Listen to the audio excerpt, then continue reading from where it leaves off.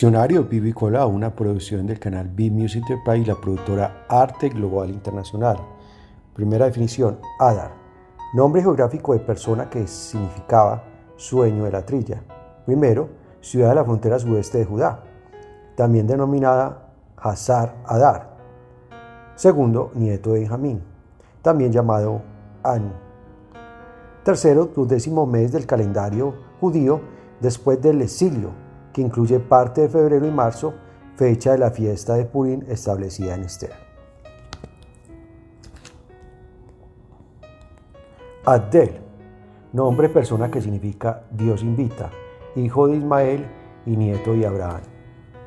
Abdel de Adel, Adán, nombre persona correspondiente a uno que había regresado del exilio, pero no podía demostrar que tenía padres israelitas, también llamado Adón. Adi, nombre de persona que significa adorno, el equivalente hebreo en Ido, antepasado de Jesús. Adías de Adaías. Adiel, nombre de persona que significa un adorno de Dios. Primero, líder importante de la tribu de Simeón, pueblo de pastores. Segundo, padre de una familia sacerdotal de Jerusalén después del exilio.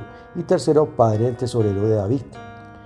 Adín, nombre de persona que significa deleitoso, bendito, lujoso. Primero, antepasado de judíos que regresaron del exilio con Zorobabel y Josué. Segundo, antepasado de exiliados que regresaron con Edras. Tercero, uno de los que adhirió al pacto de Nehemías de obedecer la ley de Dios. Adina, nombre de persona que significa deleitoso, lujoso, capitán de 30 hombres del ejército de David, provenientes de la tribu de Rubén. Adino, nombre de persona que significa amante del hijo, jefe de los capitanes de David que mató a 800 hombres de una sola vez. Nombre que no aparece en la Septuaginta, es que la traducción más antigua de este pasaje al griego, ni en el texto hebreo del pasaje paralelo de Primera de Crónicas 11:11.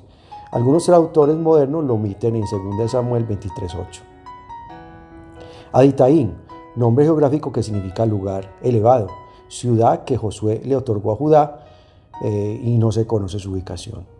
Aditavillín, de Auditani, adivinación y magia, práctica de tomar decisiones o leer el futuro a través de signos y presagios. En la Biblia se mencionan diversos tipos de adivinación.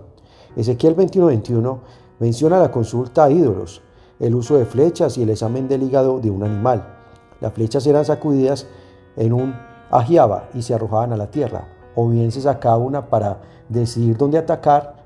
La posición, el tamaño, el color, etcétera, del hígado de un animal muerto se consideraba indicador de la mejor elección o del destino de una persona. También se practicaba la adivinación mirando una taza llena de líquido. La adivinación y la magia o brujería eran comunes entre las naciones vecinas del antiguo Israel. Los magos de la corte egipcia pudieron imitar algunos de los milagros de Moisés, aunque no todos. La adivinación fue una de las razones por las que las naciones fueron expulsadas de Canaán. Los filisteos practicaban la adivinación. Los magos de la corte babilónica eran consejeros del rey, astrólogos, encantadores, adivinos y caldeos. Dan. Dios condenó la adivinación y la magia en todas sus formas. La ley de Moisés repetidamente condena su práctica. Se sanciona con la pena de muerte ese tipo de prácticas y se prohíben. Y se ordena evitar aquellas que participan de dichas prácticas y las compartan con la prostitución. Se comparan con la prostitución. Comprometerse con la adivinación significaba ser desleal al Señor y cometer abominación. Se exhorta a escuchar a los profetas de Dios en lugar de a los adivinos. En los escritos históricos se condena la adivinación y la magia. En 2 de Reyes 9:22 se condena la brujería de Jezabel. Manasés, rey de Judá, fue considerado malvado por practicar adivinación e idolatría. La adivinación y la brujería están enumeradas entre los pecados que causaron la caída de Israel ante Asiria. Los escritos proféticos también contienen muchas referencias que condenan la adivinación. Isaías la menciona repetidamente. Zacarías 10 del 1 al 2 exhorta a suplicarle al Señor por la lluvia y no a los adivinos. Jeremías también dice que los adivinos no deben ser escuchados. También se prohíbe consultar a los médiums que se ponen en contacto con los muertos, lo cual se castigaba con la pena de muerte. Saúl fue culpable de consultar a un medio para contactarse con Samuel, a pesar de que él mismo había proscrito a todos los medios de la nación. En el Nuevo Testamento se ocupa menos del tema. Simón, el hechicero de Samaria, fue reprendido por Pedro porque intentó comprar el poder del Espíritu Santo. En Filipos, Pablo y Silas se encontraron con una muchacha esclava que tenía un espíritu demoníaco para predecir el futuro. Pablo le ordenó al demonio que la dejara, y esto culminó en su encarcelamiento junto con Silas. En Gálatas 5:20, la brujería está entre las cosas condenadas como obras de la carne. La Biblia condena constantemente la práctica de la adivinación. Solo en raras ocasiones se las considera fraudulentas. No son condenadas por no ser sobrenaturales, sino porque a menudo la fuente es demoníaca y los practicantes intentan ignorar a Dios cuando buscan guía para el futuro. Los cristianos deben prestar atención a las prescripciones bíblicas en contra de la astrología, la adivinación de la suerte y los medios. Al-Laí, nombre de persona correspondiente al padre de uno de los principales pastores de David. Adalí, Adiar. Adma, nombre geográfico que significa tierra roja, ciudad conectada con Sodoma y Gomorra, como frontera del territorio cananeo. La coalición de 4 reyes del oriente derrotó a su rey y a los reyes de Sodoma y Gomorra.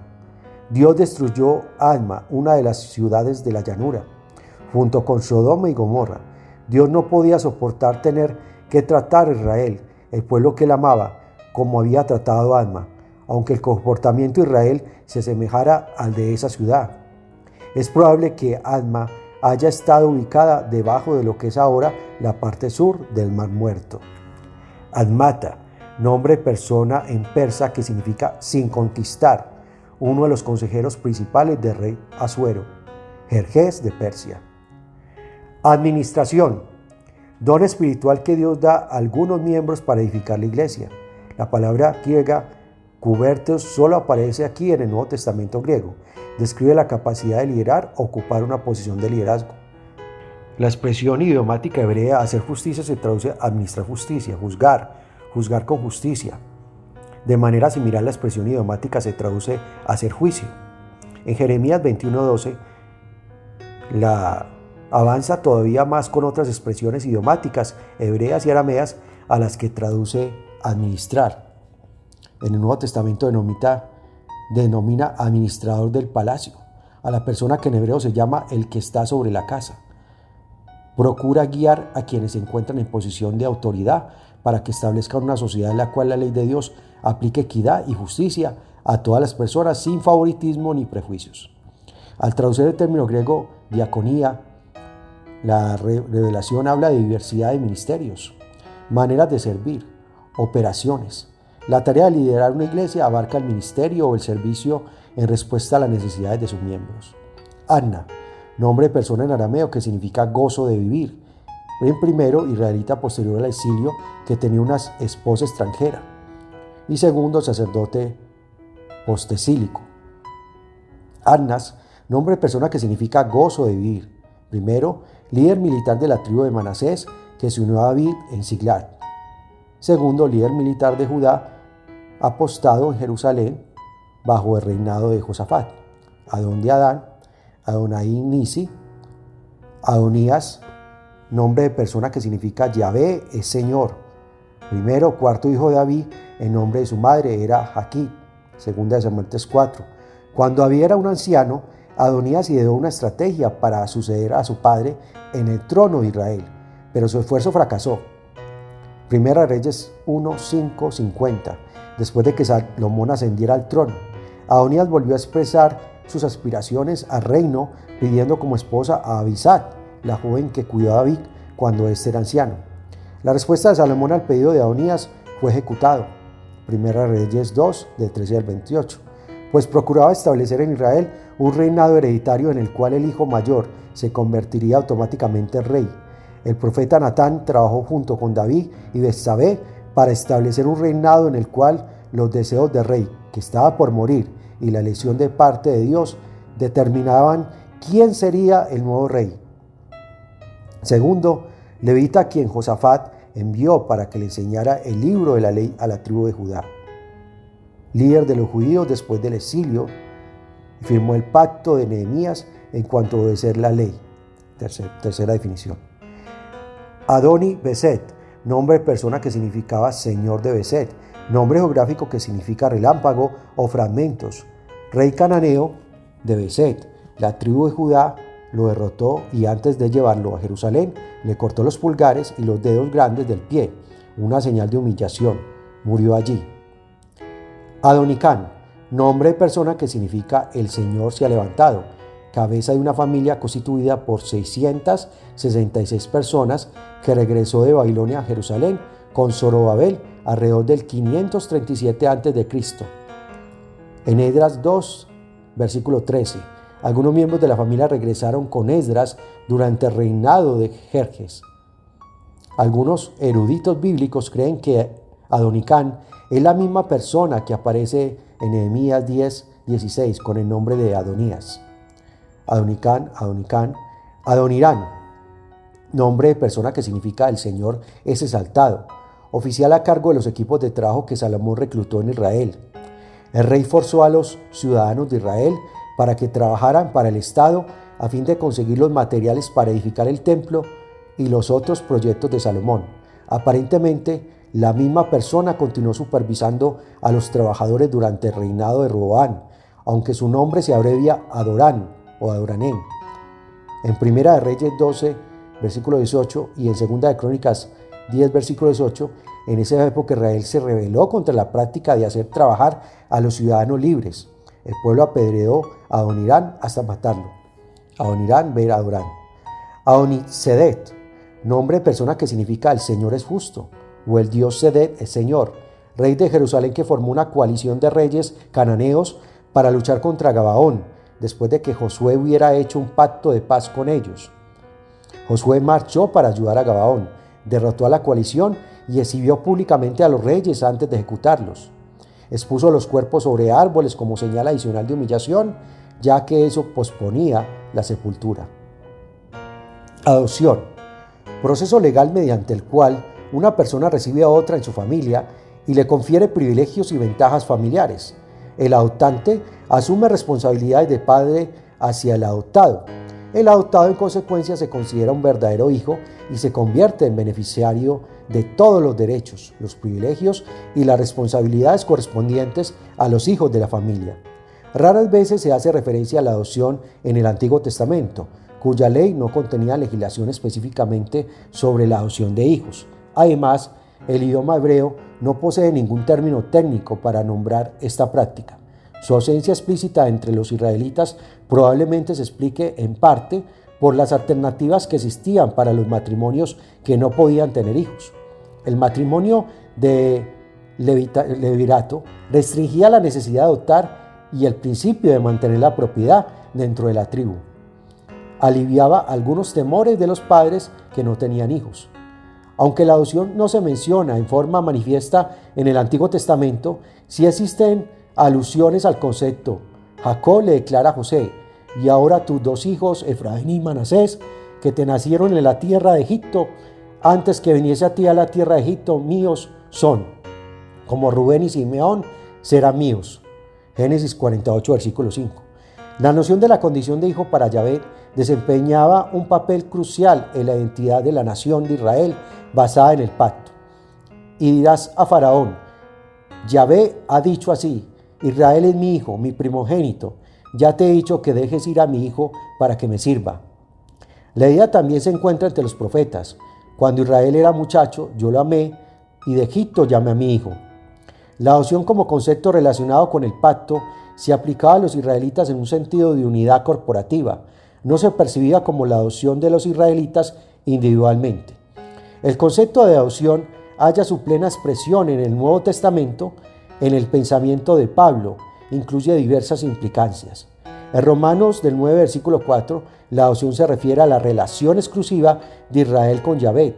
En Romanos 8, 23.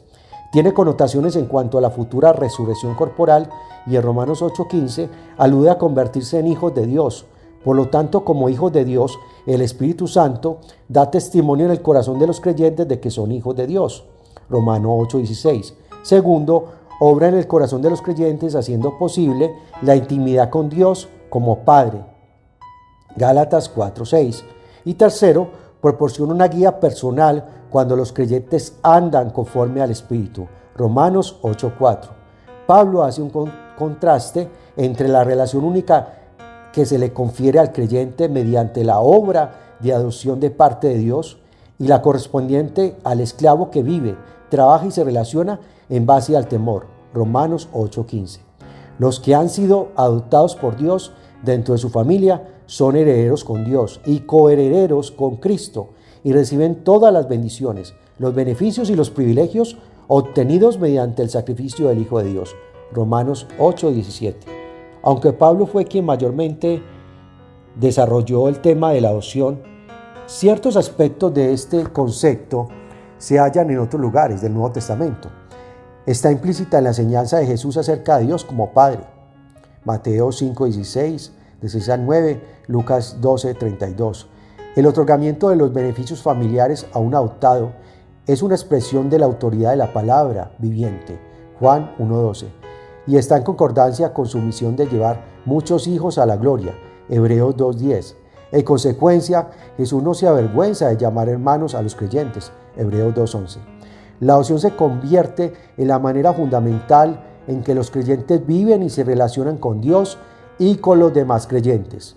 La adopción es una acción del Padre y se basa en el amor divino. La base de esta actividad de Dios es la obra expiatoria de Jesucristo.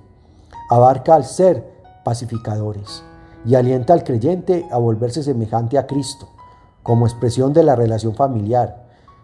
Dios, como Padre, disciplina a sus hijos. Los creyentes deben considerar miembros de la familia de Dios a todos los que han llegado a Cristo por gracia, por medio de la fe. Adoración. Término empleado para referirse al acto o acción asociados con atribuir honra, reverencia o dignidad por parte de adherentes religiosos a aquello que se considera divino. La oración cristiana a menudo se define como la atribución de honra y dignidad al Dios Trino.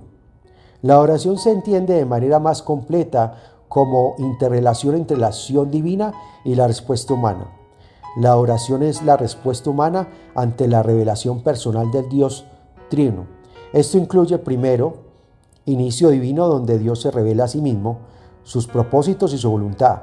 Segundo, relación espiritual y personal por parte del adorador con Dios por medio de Jesucristo. Y tercero, respuesta del adorador en devoción, humildad, sumisión y obediencia a Dios. La oración se puede entender dentro de un contexto amplio o reducido. En un sentido amplio, la oración es una forma de vida. Romanos 12:1. En este contexto, la vida en su totalidad se considera un acto de adoración o de servicio ante Dios. La adoración también se define como una acción del pueblo de Dios reunido, tal como se observa en la adoración que Dios prescribió en el tabernáculo y en el templo, como así también en la adoración de la iglesia del Nuevo Testamento. Además de las diversas descripciones congregacionales, la oración a veces incluye encuentros individuales con Dios. Adoración familiar, y contiene descripciones de la oración en el cielo. El concepto del inicio divino de la oración se observa en varios textos bíblicos. Pareciera que Dios disfrutaba de la comunión con Adán, su criatura recientemente formada. La Biblia declara que el Señor creó al hombre para gloria de Dios. Y el apóstol Pablo considera que la negativa del hombre a funcionar dentro de esta capacidad constituye una ofensa fundamental contra el Creador. Dios demostró iniciativa en la relación de adoración que tenía con Israel cuando le ordenó a Moisés: y harán un santuario para mí y habitaré en medio de ellos.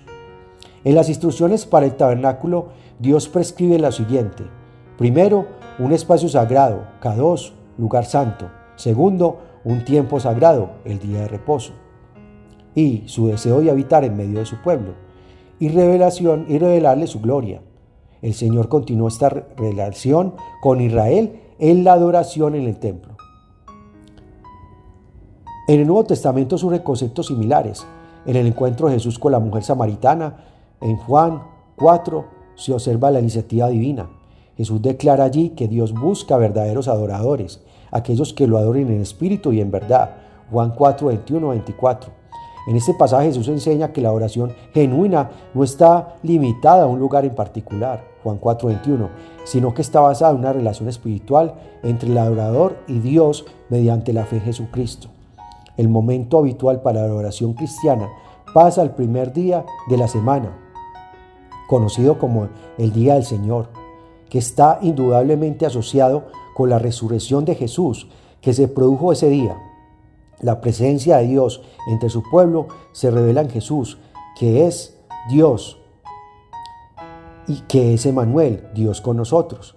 Y la gloria del Señor se revela en el Cristo encarnado que habitó entre nosotros. Jesús prometió la continuidad de su presencia entre su pueblo, específicamente a través del ministerio del Espíritu Santo. Uno de los aspectos asombrosos de la adoración en la Biblia es que luego de las instrucciones para la liturgia en el tabernáculo y en el templo, existe un relativo silencio con respecto a la estructura formal de la adoración. En su lugar surgen varios modelos de adoración. Ya se han señalado los modelos individual y familiar. Las descripciones en cuanto a la adoración congregacional varían. En el tabernáculo incluye diferentes ofrendas, Levítico del 1 al 7, que permiten a los adoradores expresar gratitud, reverencia y confesión al Señor en el establecimiento de memorables ofrendas rituales. La oración en el templo mantiene estos elementos y emplea la música en un grado bastante amplio. Primera de Crónicas 25. Hay un modelo general de la oración en el tabernáculo y en el templo que procede del patio exterior al atrio interior y luego al lugar santísimo, donde el sumo sacerdote entraba una sola vez al año en el día de la expiación. En ciertos salmos también se evidencian modelos similares de entrada y movimiento progresivo. Salmo 95, versículo 100. En el Nuevo Testamento existe cierto énfasis en la oración, la alabanza y la instrucción, Hechos 2, 42, 47, que tal vez indiquen la influencia de la sinagoga judía. En hebreo se emplean patrones de adoración en el tabernáculo y en el templo, y allí Jesús es identificado tanto como el sumo sacerdote perfecto, como también el sacrificio perfecto una vez y para siempre, mediante el cual todos los cristianos ahora tienen libertad para entrar al lugar santísimo por la sangre de Jesucristo, en tanto que existen instrucciones para la oración ordenada. En el Nuevo Testamento no hay prescripción formal en cuanto a cierta secuencia. Un estudio de los elementos bíblicos de la oración incluye oración, alabanza, acción de gracia, caridad, ofrenda, predicación y enseñanza, lectura de las Escrituras y disciplina. Dos características esenciales de la oración cristiana son las ordenanzas del bautismo y la cena del Señor, puesto que en el Nuevo Testamento no se prescribe cierta secuencia para la oración. Pareciera que lo mejor es entender que la oración cristiana debe adoptar aspectos de los varios modelos de adoración que aparecen en la Biblia y al mismo tiempo diversos elementos que las Escrituras definen de manera más clara. Hay temas complejos relacionados con la adoración cristiana. La relación entre el aspecto vertical doxológico y el horizontal doctrinal exhortatorio de la oración es fundamental. Esta relación se observa, por ejemplo, en la naturaleza claramente trinitaria de la oración cristiana, donde la doctrina de una persona tiene implicancias profundas en la oración que ofrece. La interrelación vertical, horizontal, también se ve en la relación entre adoración y evangelismo, Salmo 96 y Romanos 15, 16. Asimismo, la relación de la oración con la ética es de importancia fundamental, Salmo 15, versículo 24, y Amos 5, 21, 24, Mateo 15, versículo 8, ya que la respuesta obediente a la voluntad de Dios es vital para una adoración genuina. Primera de Samuel 15, versículo 22.